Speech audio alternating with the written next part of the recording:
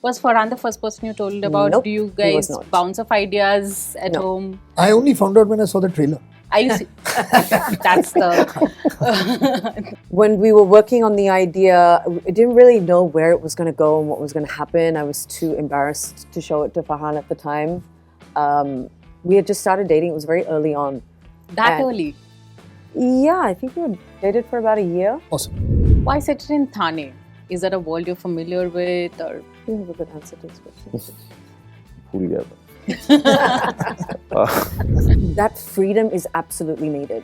You know, And I can I think tell one you of- because sorry, I'm just interjecting for one Just second. like Sorry, at home. sorry. God. Because no, I'll tell you. The thing is that what it also does is it's very important for the actors. Yeah, they shouldn't They be know confused. who to turn to. Right. Yeah. It's very, very important because actors can get very, very confused, maybe even like insecure. Talking about strong female characters, actually, I think the kind of energy shifts the moment Shabana ji is on screen. The whole idea is to have these very unsuspecting, unassuming women who suddenly are like, we're part of a drug cartel, right? So would you suspect that a 70-something-year-old woman who's living in a housing society is running a drug cartel? No. That her daughter-in-law is a part of it. So, and also they're not friends, right? These women, their lives are connected through this housing society and through this area of Thane, but they're not necessarily, friends and braiding each other's hair.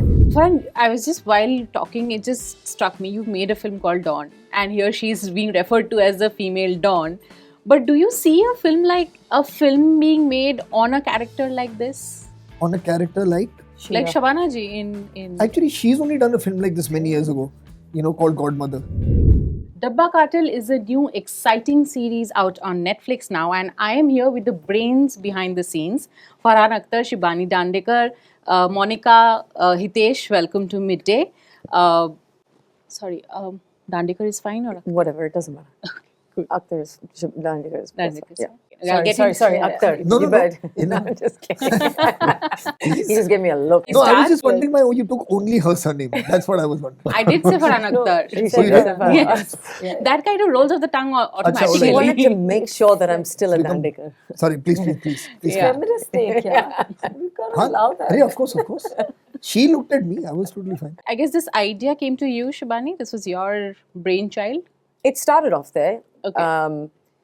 It's a very strange question to answer because an idea is at a very nascent stage. It's so small. It needs to be fleshed out. It needs to be developed. And yes, we were in a writer's room for about a year figuring it out. But, it's such a collaborative experience. And there are so many people involved in the final product, whether it's writers, production, director, who takes the vision forward, platform. There's so many people that kind of lend their voice and opinions and to making the final product what it is. So yes, it did kind of start off as a very small idea that was specifically supposed to be about women in crime.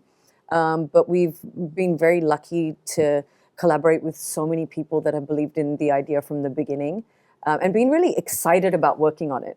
And that's kind of got the show to where it is today. Was Farhan the first person you told about? Nope, Do you he was guys not. bounce off ideas at No. home? I only found out when I saw the trailer.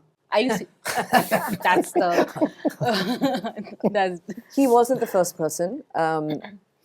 There's a producer at Excel named Qasim Jagmagia who, when we were working on the idea, I didn't really know where it was going to go and what was going to happen. I was too embarrassed to show it to Farhan at the time. We had just started dating. It was very early on.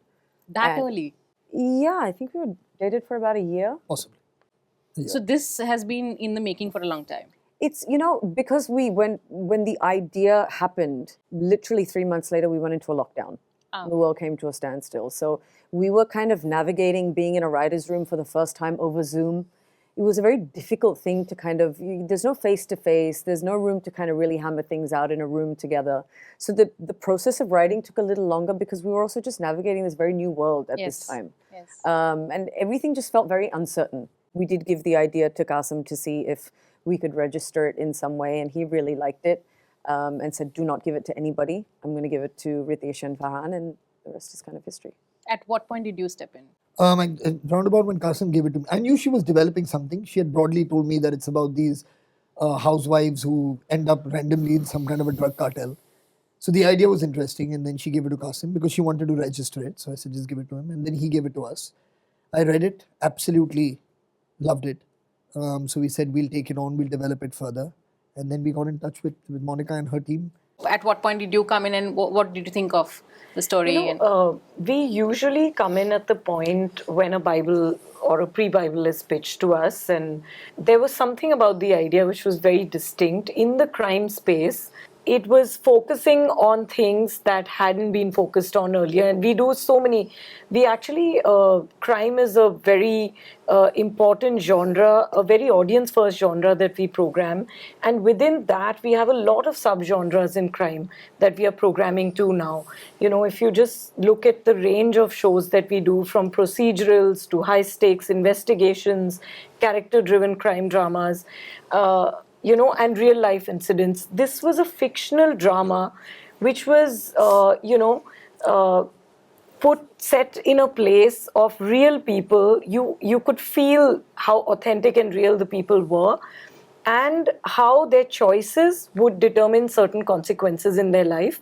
So I found that very interesting. You know, usually you just have gangs, and all your protagonists are either cops or gangsters. Yes. This was not that. This is not that, actually. So that's what really fascinated me. Hitesh, tell me, what was your vision for the story when you stepped into the project, and where does a creator's job end and a director's begin? I don't think personally that it works like that, that a creator job ends and the director's job begins. That is not my idea of, I think it's a very collaborative process. And I think we were all looking at Shibani for everything, because the idea is, coming from her. Right now she has underplayed it very much, that it is all a collaborative process, but she has worked extensively much before I came in the picture. There was a humongous material there for us to read and to understand, and this thing. So I think it was a process that continued even till now, even till today, before this interview. How are we going to do the marketing? How are we going to do the promotions? What is this Instagram post, that music piece, that dialogue, that scene? So I don't think it's a process that you can, okay, this ends here and then someone else. It's a collaborative process, So you're involved in all parts of filmmaking, whether you're shooting or rehearsing or everything. So I think we have been just at it, we have been at it for last couple of years from beginning to end. And to where I got in the picture for the vision and everything, as what Monika also said, that this is not a story. The starting point of the story was not cops and gangsters and, they're shooting and they're distributing drugs and all that. That's like, something that we have all seen so many number of times. So the fact that these are ordinary people, and how like a Dabba service on ordinary women and ordinary people dealing with their day-to-day lives, then, their lives colliding with pharma. All these elements, personally, I don't remember seeing it anywhere else. So I think that was the most interesting part, that, okay, how to tell this story? This is something interesting and unique. Why set it in Thane? Is that a world you're familiar with, or? You have a good answer to this question. Bhul gaya main.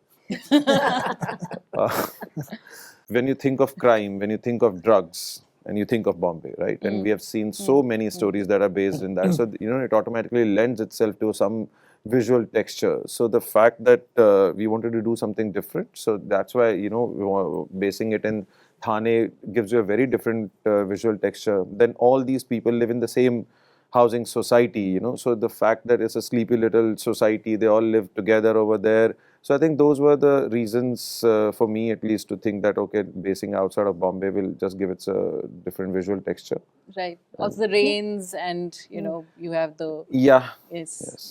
Also the overbearing society, women who are like ye nahi karna, wo nahi karna. So I guess that kind of adds the relatability of the show. All of that, Right. Were you, Farhan, all of you were on set during shoot, or you just? Not even a day. I think I went once. I went twice. I just visited once. I think I went twice, 3 times. I don't even remember. Twice.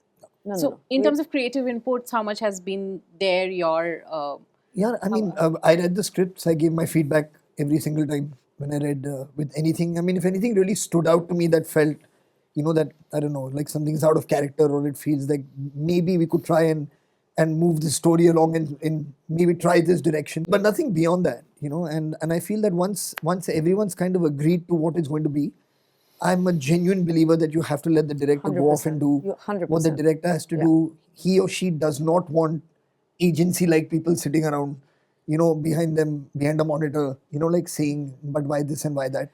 You don't want that. So that's kind of how it is. And also, once you've discussed what you need to discuss, I mean, at a broader macro level, the micro, the choices that are made, the decision making on set as a director with the freedom to kind of, it becomes, yes, okay, we've all worked together, right? But it is now the director's show. And he has to be able to do it with the vision that he has in mind. And so that freedom is absolutely needed. And Can I tell you, because, sorry, I'm just interjecting for 1 second. like at Sorry. home. Sorry. Not- Because, no, I'll tell you, the thing is that what it also does is it's very important for the actors. shouldn't They be know confused. who to turn to. Right. Yeah. It's very, very important because actors can get very, very confused, maybe even like insecure because they don't know whose opinion actually really does matter on a set. Yeah. And you're working with people who are really, really worth their salt. Yeah. You know what I mean? Who are going to want that kind of surety and that kind of confidence coming from one place. So it's very, very crucial that just one person be there as the so-called cliche, the captain of the ship. Yeah, and that's used. And that's and he is the captain of the ship. And the fact is that the question that you asked him earlier about the creator and director working together, see, at some point you have to be able to relinquish that control. And he was kind enough, actually, to keep me involved and ask, what I thought, and from at every level, even down to when we did the music. But the fact is that as a director, you have to be able to lead it. You have to be able, and another important thing is, for me as a creator, I was very lucky to have found a director who was completely aligned with the vision for the show. That makes the job so much easier because you don't have to be around all the time. You don't need to be on set. You don't have to be on set. And it's just really beautiful to then watch the choices that he has made, where he has taken the show in terms of direction, what he has chosen to do with the actors. And that needs freedom. It can't be, producer is saying this and creator is saying this and do this. It's not the most, ideal way to work. Yeah. Monica, as a woman, do you feel more inclined towards women-led stories? I don't look at them as women-led stories. I look at them as strong, powerful stories. If they have an urgent need to be told, is there an audience need to hear this kind of a story, or is the story just, waiting to burst on screens? And then you go to the next level, and as a creative producer, you have to ensure that you are telling stories from the lens of one half of this world. Usually, you don't get to see that. You don't get to see women in very powerful roles often enough. Yeah. There are, but I don't think it's often enough. And I think somewhere I feel very good about it, that streaming has ensured that women are getting much more, opportunity to come out and really play those leading parts. So I was actually very happy that this show has the most amazing cast of women, from Shabana ji, Jyotika from down south, Sai from, the Marathi industry, Nimisha from the Malayalam industry, and and Anjali from here, from Bollywood. And also a bunch of very important and amazing male characters. Gajraj Rao is playing such a wonderful role. Jishu is there. Bhupendra is there, who plays Raji's husband. Right. What I love, actually, even the bit parts are so well cast. Chavan, I know. Yeah. And I think it's really a treat in terms of all the actors that you can have. And of course, it's always good to have stories with very strong female characters. Right. Talking about strong female characters, actually, I think the kind of energy shifts the moment Shabana ji is on screen. And this is something I thought was not very common, where you have an elderly woman suddenly coming in with a certain amount of power and just taking this gangster or whoever head on, saying ki मैं करके दिखाती हूँ तुमको business market मेरा and all of that. We don't see this often, like you said. We don't see such roles often. What was the discussion behind the scenes about this character? How do you wanted her to be fleshed out? And I want to know a bit about that. No, because I wanted Shibani to answer this, because when she thought of the entire idea, and the fact that she thought of Shabana to play that character even when the show was not written. So I think there was something that was going on from there only, that how powerful this character is. For you can't really offer something half baked or half cooked to Shabana ji. Yeah. So I think the fact that it was so well written and well thought of, that's why I'm saying that Yeah, more and of I think it was just the whole idea is to have these very unsuspecting, unassuming women who suddenly are like, we're part of a drug cartel, right? So would you suspect that a 70-something-year-old woman who's living in a housing society is running a drug cartel? No, That yeah. her daughter-in-law is a part of it. So, and also they're not friends, right? These women, their lives are connected through this housing society and through this area of Thane, but they're not necessarily friends and braiding each other's hair. But there's a connection that they have. I think it was nice to be able to kind of represent different age groups within a society, and also have them be women that you would never expect to be doing something like this. So, Right. Right. Right. And I think where Shabana ji is concerned, her silence screams. Yes. Yeah. Like she speaks so less Yeah. in the show, but my God, when she speaks and when she doesn't speak, you're wondering what's going on inside her head. So it's really a very powerfully Yeah, written and she can role. also very easily convey history, na? Yeah. Like in her eyes, like she's seen it all. You know what I mean? She can Yes, convey that yes, very, very. yes, yes, Maybe it's because of a body of work, so we all Yes. automatically also feel that. Yes. Yes. But there's always something going on. You feel, when she's on. Farhan, I was just while talking, it just struck me. You've made a film called Dawn, and here she's being referred to as the female Dawn. But do you see a film being made on a character like this, On a character like, like Sheila. Shabana ji in? actually, she's only done a film like this many years ago. Called Godmother. That she had okay. done. So, and I mean, and of course, there will be scripts like this that will constantly keep coming along. I don't think she'll be in all of them, Yeah. but as much. But there will be films. Yeah, no, that with are made. about women leading, and we talk about viability and the economics of it, and how much people really want to watch OTT versus theater and all of that. And you guys are creators and everything. Do you have these conversations? Do you think about the economics of it when you have? Yeah, honestly, I think like Monica also mentioned, we're not sitting and thinking about, oh, let me consciously sit down and start writing something about a female who becomes a.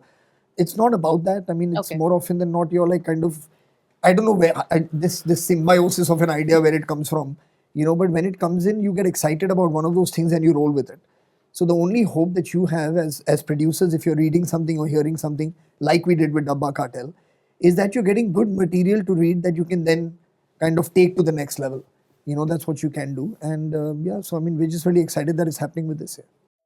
Subscribe to Midday India. Get direct notifications on all our videos by clicking on the bell icon.